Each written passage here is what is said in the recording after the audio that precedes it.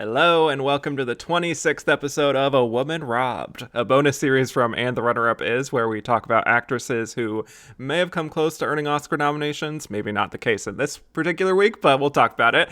But were ultimately overlooked or omitted, or for one reason or another just didn't have the votes to make it into the final lineup, and discussing why they may have deserved to get in and why they ultimately didn't. Each episode has its own theme, presented as a double feature, and this week we are going to be covering two performances nominated for or winning at the Razzie Awards that we feel were egregiously honored at that lovely little organization. And my guest today is always a delight whenever we podcast together. He has joined me on my Best Actor series, talking 1959 and 1995. I still love the symmetry of that, by the way. So, quick hint for the end of this episode, we will be briefly revisiting the 95 race. Freelance writer and co-host of This Had Oscar Buzz. Welcome back to the show, Chris Feil. Hi, thank you for having me. I am only ever allowed to be here on numbers divisible by 5. Yeah, that is part of your writer, so. I love having a mathematical reputation on this show. Yeah. I also, when you told me who we were coming on to discuss, I was like, yes, my moment is now. My time has come. I've been waiting my whole life for this. Wow. And then I realized, oh yes, we're talking about the Razzies. Those deeply online, not real, well, like their own version of online, right? Like it's Yeah. dudes on the internet who, this is at least, if there was a golden period of the Razzies. Like, we're talking about times of that, and we're talking the first Right. year of the Razzies. But I hate the Razzies, especially what they've become, because now they're Yeah. just like really to the point of you're not even watching movies, you're just like making things up. Like, half of these Right. movies are not even real, though I guess it Or makes it's it just easier to such dunk on them. low-hanging fruit that it's like, okay, sure. You know? Yeah. And they try to do things like they have a Razzie Redeemer Award that they've done where it's like, good job, you don't suck anymore, which is like the worst backhanded compliment. And it's like, Yeah. I don't know. I know we're two dudes on the internet, but like, shut up, dudes on the internet. Thank Like, you. Yes. Let us represent some good, maybe. I don't know. But yeah, let's just get into it here. So I presented to my patrons here and the runner-up is a list of 15 Razzie winners or nominees that we feel were not worthy of that recognition.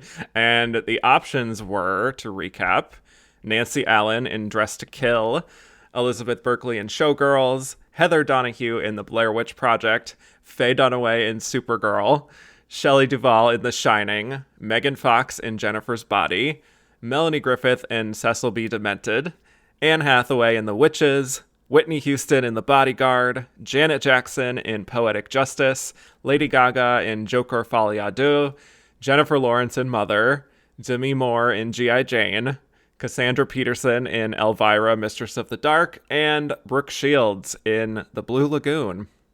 Any thoughts on that group? I mean, most of those are good performances, or it's like maybe it's a performance that treads water in a bad movie, like Right. Hathaway in The Witches. Anne Hathaway has never been bad. This is No, this exactly. is like my thesis. Put it on my headstone. Yeah. I'll have more to say about that in the months to come. But it's also like they don't respect or appreciate what that performance or what that movie stands for. Like Elvira, Mistress of the Dark. Yeah. Clearly, no homosexuals on the Razzie voting committee. No one Yeah. on the Alphabet Mafia was involved in that. But it's just like, well, she's not bad. It's just a silly, campy movie that's perfectly entertaining and fine. You just think this isn't worth taking seriously, you know? Yeah. Deeply heterosexual organization. Yes. And it's just like not really an arbiter of I mean, I think there's even tremendous performances on there, like Jennifer Yeah, Lawrence in of course. Mother. I love that movie. I love that performance. And both of these are good performances that were kind of mired in their own reputation. So it's no surprise that they show up, Yeah. given, the world that these movies were released into. Yeah. But yeah, that list that you pulled together is staying on the Razzies as you are doing the good work, sir. Yes. Well, and you may be wondering, or listeners may be wondering, why I didn't include Faye Dunaway and Mommy Dearest. We have talked about that previously, so she is off the list. But had to include another Faye and Supergirl, of course. Is Supergirl even available? I feel like Faye Dunaway Not has really. had that thing scrubbed. Yeah. That is like one of those things like Sunset Boulevard where she just doesn't talk about it. Yeah. But the top vote getters were Shelley Duvall and Elizabeth Berkley. So Shelley was easily the top choice among the patrons. No surprise there. But then, as the patrons know, Elizabeth Berkley and Jennifer Lawrence tied for second. So I had to do a runoff, and Berkley took it in the end. But yeah, before we talk about these performances, I know we've already kind of talked quite a bit about the Razzies, but would love to know more about maybe your history of like even first learning about them and whether how much your relationship has changed and why you feel like they target these types of performances. Well, the other thing about the Razzies is there's a certain level of misogyny that goes into their picks when you're talking about their worst actress picks. I almost said best actress, which, Right. in these options, fairly fitting. I like that they seem to be getting less and less cultural significance, IMDb has just become like a heap that you can't get through. It feels like the type of thing you never really hear about or doesn't make any waves. And part of that is probably because they nominate these like movies that don't have any type of like during the pandemic they were nominating like Lifetime movies, right? Right. So that's part of it. I'm glad that they're going away. Maybe we're helping them by keeping them in a certain conversation in conversations like ours, but it is a net good that they're going away. I would say so too. I mean, for me, the Razzies were something that I kind of grew up with as being like, a fun curiosity. And I felt like at the time that they were just kind of this little pocket of the internet that poked fun at some of the stupider sort of trends in Hollywood, generally speaking, especially like sequels and remakes. And then I feel like over time they just got kind of boring and lazy and, again, didn't even really target people or films that I felt were all that worthy of being targeted. And certainly felt like a lot of those women-centered films, especially, whenever anyone, especially like someone in the tabloids, took a big swing, it was often rewarded with a Razzie nomination, as if we need to discourage, for example, like that, Megan Fox in Jennifer's Body or Jennifer Lawrence in Mother. And they're especially vicious towards these horror movies, women in horror movies, and sometimes it just feels like punching down. Like, honestly, if you wanted to be a group that really had teeth and like really went after bad films that were released by like major studios that had power, why not do something like nominate a Marvel movie, like a Ant-Man and the Wasp Quantumania or something, just to like shake things up. And instead, it's kind of a personality. Like they don't like this person, so they go after them, especially if they're in something that's considered not good. Like, have you seen Folie à Deux? Yes. Lady Gaga is maybe the best thing about Joker Folie à Deux. So it's like if you're going to be nominating that movie a bunch, if you want a level of respectability, maybe you would give her a free pass because she's not that movie's problem. Exactly. Very much so. So it's just like I don't think it's necessary to have an institution like this, especially now because as we know, the film industry is like, sometimes it feels like it's barely hanging on by a thread. So, so the toothlessness kind of bothers me on top of just the rampant misogyny that's been present throughout the group, started like from its inception, starting with Shelley Duvall. So, yeah, a lot to get into there. But unless you had anything else general, let's get into our first performance. Yeah, let's do it. Okay. Well, we're starting with Shelley Duvall in The Shining. My husband had been drinking, and he came home about 3 hours late.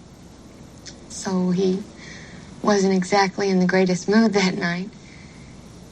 And, Danny had scattered some of his school papers all over the room, and my husband grabbed his arm, to pull him away from him. It's just the sort of thing you do 100 times with a child, in the park or in the streets. But On this particular occasion, my husband just used too much strength and he injured Danny's arm. Anyway, something good did come out of it all because he said, Wendy, I'm never going to touch another drop. So we have discussed a Shelley Duvall performance on A Woman Robbed before, talking about her amazing work a few years before The Shining in Three Women. So I'm not going to be doing a big introduction for her, but as a reminder, she was sadly never nominated for an Oscar, despite this incredible period of time for her in her career. And remarkably, this is Shelley's very next role after Three Women. So, and also this same year she did Olive Oil and Popeye, genius casting there. But for The Shining, the director, Stanley Kubrick, had seen her performance in Three Women. Apparently, when he was talking with Jack Nicholson about casting Shelley as his wife in the film, he said, well, you got to have somebody in that part that maybe the audience would also like to kill a little bit. So, wow, that's lovely. But yeah, this is, of course, based somewhat on the Stephen King novel of the same name. So they filmed it for a year. It was an exhausting shoot, especially for Shelley, which I'm sure we will probably get into as well. But for those who don't know, The Shining, a psychological horror movie about the Torrance family. Jack, played by Jack Nicholson, is a novelist. His wife, Wendy, Shelley Duvall, is a housewife who looks after their son, Danny, played by Danny Lloyd. Danny has telepathic abilities, which he will later learn is called Shining. So the three of them move into the Overlook Hotel in the Rocky Mountains, where they are tasked with taking care of the place for the winter. And shortly after their arrival, they begin to experience disturbing visions. Jack has writer's block and gradually goes mad and becomes convinced to kill his wife and son. Danny sees various ghosts of the hotel's past that frighten him. And Wendy just kind of tries to keep the peace, but is soon disturbed by both Jack and some of the ghosts of the hotel. So, you know, obviously there are infinite number of angles from which we could talk about this, but I would love to get any general thoughts on The Shining first and this performance from Shelley. I mean, it's a complicated performance to talk about, especially in the context of the making of this movie. Mm-hmm. I think it's one of, I mean, all of Kubrick's movies are so influential in so many different ways, but I think specifically to its genre, you know, this is one of the most influential horror movies ever made, right? Right. I think especially for the place horror is at now in terms of kind of extreme bigness, you know. I think, you know, Ari Aster is kind of the one that we talk about a lot when we talk about that, you know, the maximalism of horror. And, you know, The Shining for its almost blaseness of setting is just so bizarre and upsetting. And Shelley Duvall is asked to go to really, really extreme places throughout the back half of the movie, basically, because she basically has to carry the weight of the like abject horror that the movie is trying to project, because it's, you know, at this point in the movie it's 3 or 4 characters, you know, it's all kind of on her performance to sell the horror of it. And Jack Nicholson, of course, is like being the monster of the movie, and he's doing that angle of it, and that's a very big performance. So like I think there's something to the juxtaposition of that, you know, emptiness of the movie, that suddenly it's like, oh, well, now here's a room full of 100 skeletons with, you know, these empty hallways, these long takes, the isolation, the like big white blowout of snow against her performance, which is so terrified and so big. It almost feels like it's inspired by Japanese horror, you know, something like Onibaba in terms of like the choices that she's being asked to make or the choices she makes herself. I love her in this movie. I love when I see people are like, oh, Wendy Torrance's fits in The Shining are amazing. Like, she's a fashion inspiration in this movie, which you maybe don't think of, but, you know, people take style inspo from her. Work, Shelley, always a style icon.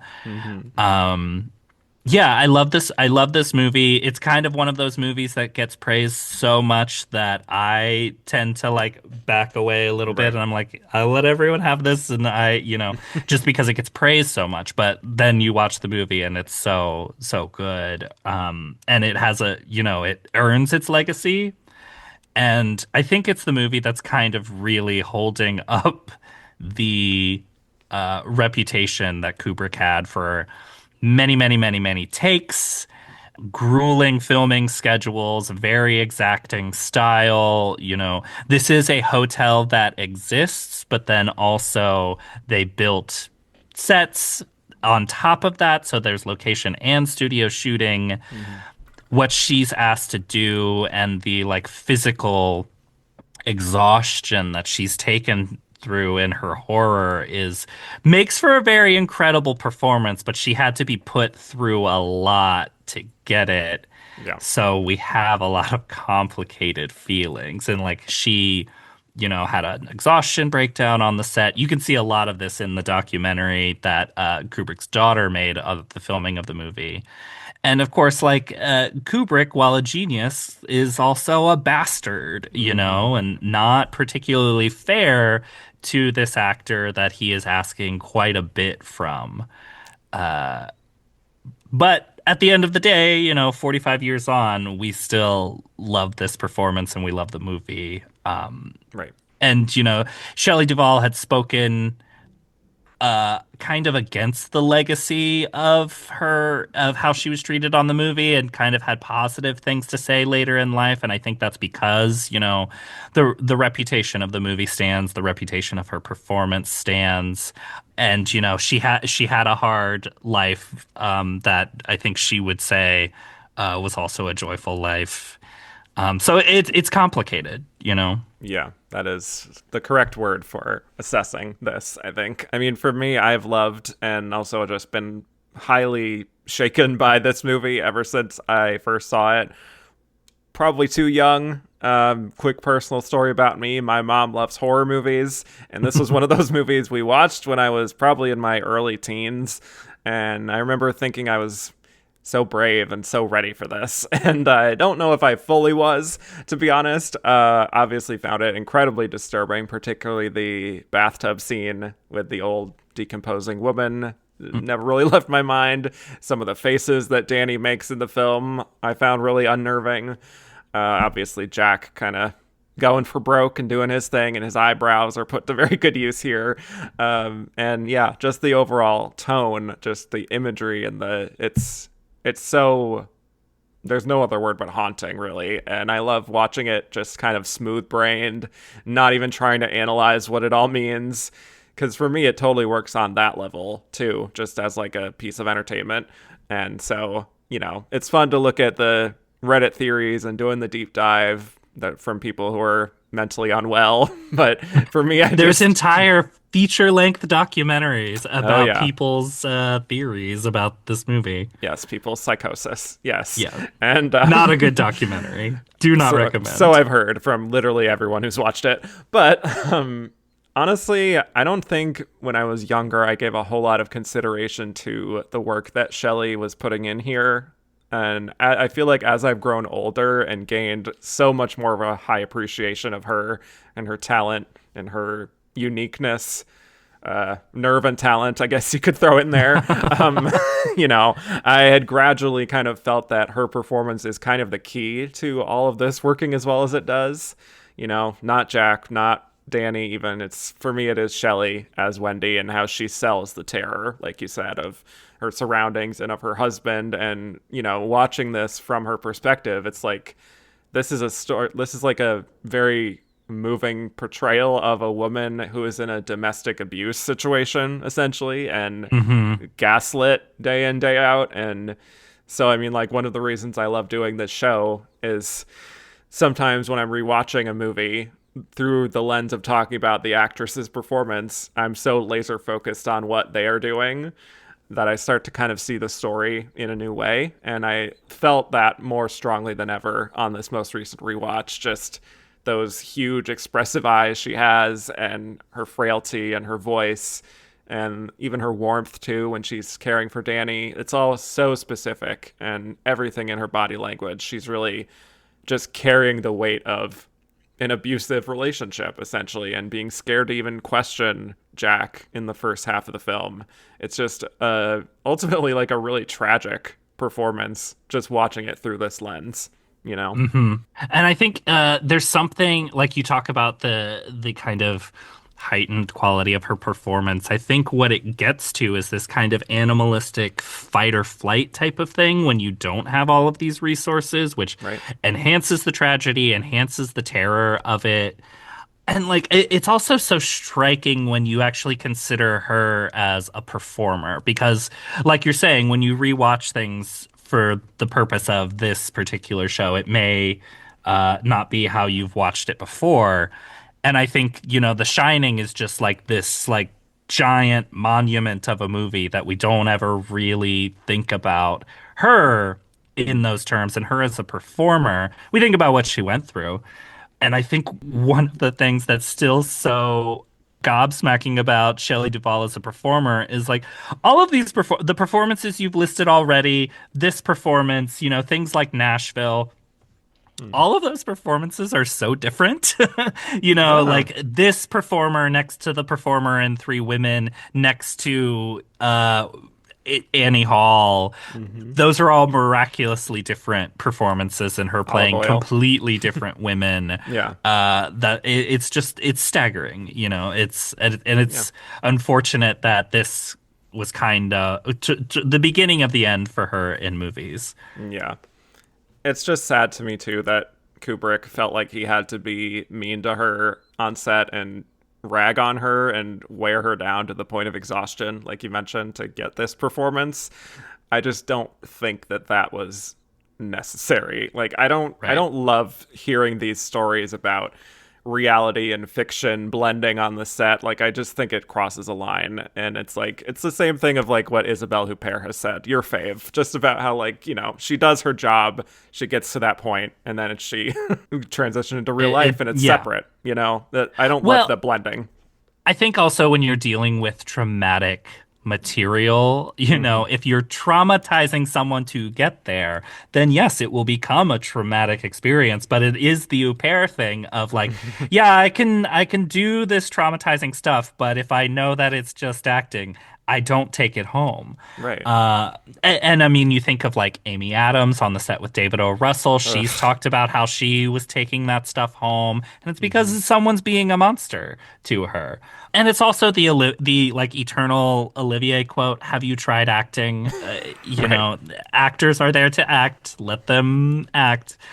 And at the end of the day, I don't think that Shelley Duvall had to go through any type of torment to get to that performance. And I think, the skill, the audacity, the, range of performance is enough to show that she, though I'd never heard that quote you mentioned of Kubrick saying maybe the audience should want to kill Wendy.